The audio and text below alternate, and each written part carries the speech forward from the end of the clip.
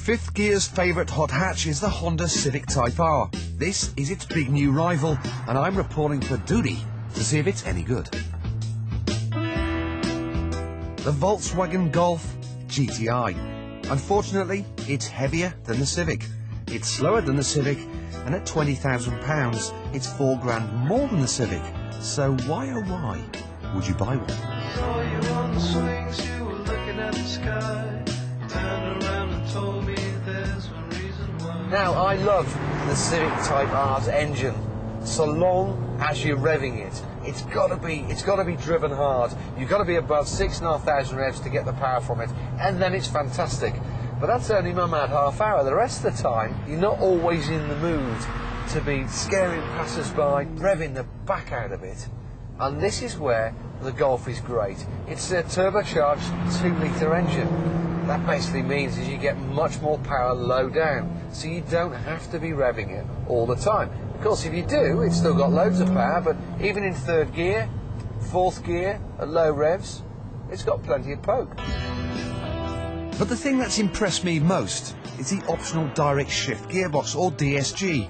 It's a beautiful system and definitely the future of changing gear.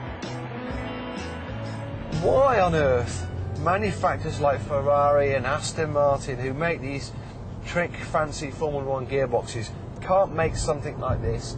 It defies logic. It's a manual gearbox, but it's got 2 clutches.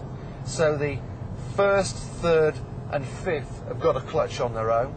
Second, fourth and sixth have got a clutch on their own. So the gear you're going to go to is always engaged. And it makes for instantaneous, perfect, accurate gear changes up and down the gearbox. Just take a listen to this.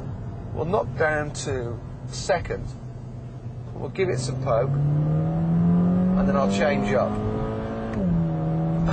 It's just perfect. For me, this is the biggest step forward in gearbox technology I've ever driven. It is fabulous. DSG, what's it going to cost you? Well, £1,300. I think that's buttons when you consider what it does to the car. This car is quicker to 60 than your manual gearbox. So the DSG makes for quicker changes, gets you places faster. We like that. To find out more, we dropped by Bernie Eccleston's state-of-the-art Paul Ricard circuit, which nestles in the south of France. Here, tyre walls and gravel traps have been replaced by high-grip paint, making it a blueprint for tracks of the future.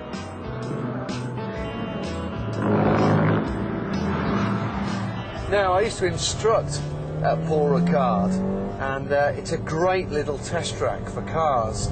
Particularly this section is there's a quick right-left. And what we're doing, nearly 100 mile an hour here.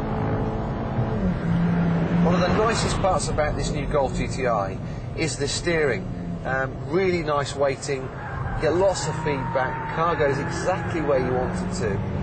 Now, of course, driving road cars on circuits is not an ideal thing to do. You can always pick fault with them. But I have to say, I'm really enjoying this new Golf. It's not like the old one. The old one was a bit too safe, a bit too wallowy, a bit dull, dare I say.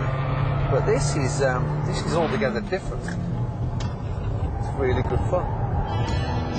I can't help feeling the Civic Type R is a bit riskier on a track and rewards the hooligan more. But you know what? Driving sideways isn't everything. For me, buying cars is more than just about the drive. It's about living with it every single day. And I have to say, the Golf is a great place to be. The finish is fantastic, the fit, it's a place you want to be. And then there's the image. This is still the only hot hatch I'd take my girlfriend to a posh hotel in. But the big question is, should you buy one over the Civic Type R? You bet you should.